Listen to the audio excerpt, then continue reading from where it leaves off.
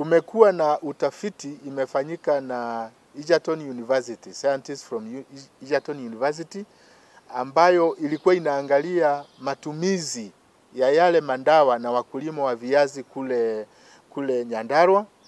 Na kulingana na sisi tulipoangalia ile ripoti ilikuwa sawa kabisa, kwa maana ilikuwa inasema wale wakulima wenye walitumia yale mandawa kulingana na maagizo yenye kwa ile labels, matokeo yake ile mabaki ya sumu ya ile dawa yalikuwa yanatii viwango vya EU ama Codex MRLs.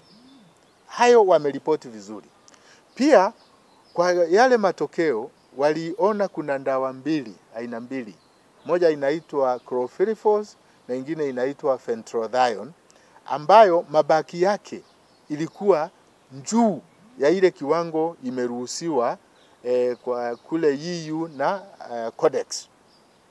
Na nikasema hivi, hapa tunasajili dawa kutumika kwa mmea fulani kuangamiza mdudu fulani ama ugonjwa fulani, na ni sharti hiyo dawa itumike vile.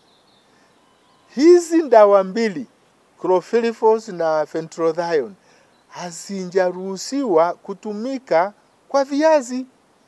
Kwa hivyo mwenye kutumia ile dawa alitumia kinyume na sheria, na actually is a criminal offense, ni kinyume ya sheria, na yule anaweza kustakiwa kwa kutumia dawa vibaya.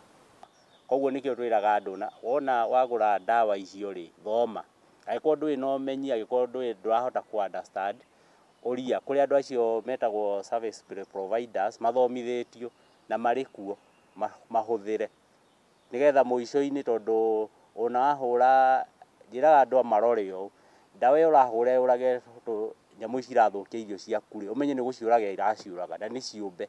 Koguo ni kuga ona ire ciumbe ri onayo gitwe otuikiumbe ungicitumira uru koguo maica-ini maku ni wathukia maku na also no uthukie maica ma bururi.